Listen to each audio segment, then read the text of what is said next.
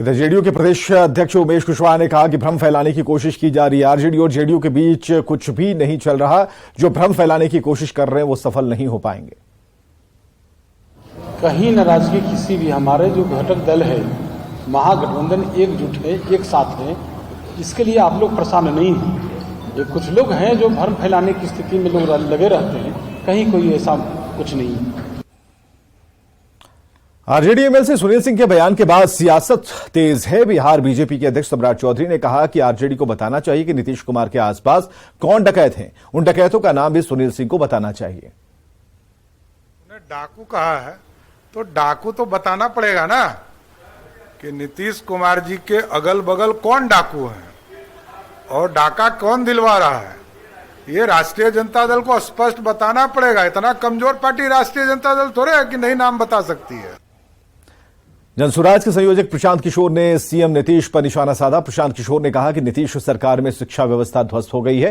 नीतीश कुमार की सरकार के शासन को शिक्षा व्यवस्था में काला अध्याय कहा जाएगा। करोड़ों रुपए खर्च करने के बावजूद भी शिक्षा व्यवस्था में कोई सुधार नहीं हो पा रहा है। महत्वपूर्ण विषय यह है कि शिक्षा व्यवस्था ध्वस्त है। यहां पर जो स्थिति है पिछले 4-5 साल 8 साल में मुझे लगता है कि सबसे ज्यादा नुकसान शिक्षा व्यवस्था की हुई है। मैं रोज कहता हूं कि नीतीश कुमार जी के शासनकाल का जब इतिहास लिखा जाएगा तो ध्वस्त हुई शिक्षा व्यवस्था को उनके इतिहास का, उनके शासनकाल का सबसे बड़ा काला अध्याय बताया जाएगा। बिहार में सियासत तेज है, लेकिन प्रदेश के बड़े नेता कहां हैं, जरा ये भी जान लीजिए। लालू प्रसाद दिल्ली में इलाज करा रहे हैं। नीतीश कुमार राजगीर का दौरा कर रहे हैं। तेजस्वी यादव विदेश दौरे पर हैं। तो बिहार में सियासत चल रही है, बयानबाजी चल रही है, लेकिन जो बड़े नेता हैं वो तीनों ही अलग अलग दिशा में हैं।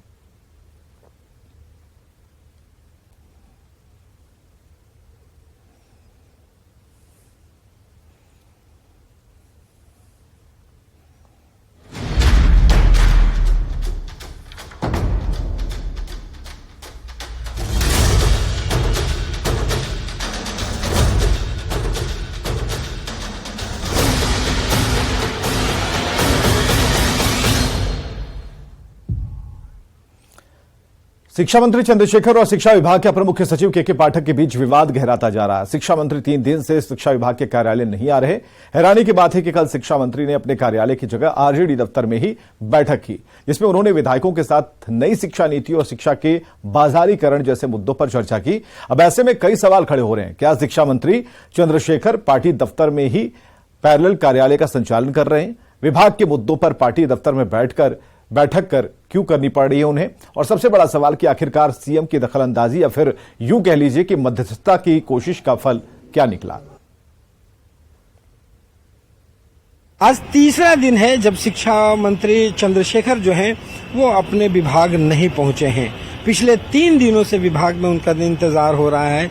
तमाम कर्मचारी अधिकारी जो है वो शिक्षा विभाग में पहुंचे हुए हैं। फाइलें निपटाने का इंतजार है, लेकिन शिक्षा मंत्री जो है वो यहाँ पे नहीं पहुंचे हैं। अभी हम उनके शिक्षा विभाग में मौजूद हैं। देखिए ये उनका पार्किंग है, वहाँ पे उनकी गाड़ियाँ भी नहीं आई हैं। ये शिक्षा विभाग के अंदर उनका जहाँ पे बैठते हैं वो हम आपको तस्वीर दिखा रहे हैं। उनके तमाम जो ऑफिस के जो कर्मचारी है वहाँ पे बैठे हुए हैं, लेकिन शिक्षा मंत्री जो है वो यहाँ पे अभी तक नहीं पहुँचे हैं। अभी देखिए समय जो है वो लगभग 11:30 होने को है, लेकिन 11:30 बजे के बाद भी शिक्षा मंत्री यहाँ तक नहीं आए हैं। आपको बता दें कि जिस ढंग से यहाँ पे के पाठक और शिक्षा मंत्री के बीच में आपसी टकराव हुआ, उसके बाद ये मुख्यमंत्री नीतीश कुमार जो हैं वो बुला करके आपसी समझौता कराने की बात की, कोशिश किया कि वहाँ पे चीज़ें सुलझ जाएं, लेकिन बावजूद इसके चीज़ें ठीक नहीं हुई और तमाम जो अधिकारी और कर्मचारी जो हैं वो इनका इंतज़ार करते रहे, लेकिन वहाँ पे शिक्षा मंत्री आज भी नहीं पहुँचे हैं।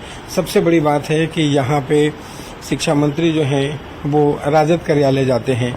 शिक्षा मंत्री कल शाम जो है ऊर्जा मंत्री विजेंद्र यादव के घर जाते हैं। तमाम जगहों पे जा रहे हैं, लेकिन शिक्षा विभाग में उनके तमाम लोग इंतज़ार कर रहे हैं, लेकिन वो शिक्षा विभाग में आज तीसरा दिन हुआ है, लेकिन वो नहीं पहुँचे हैं। कैमरा पर्सन सुबोध के साथ रवि एस नारायण, न्यूज़ 18 पटना।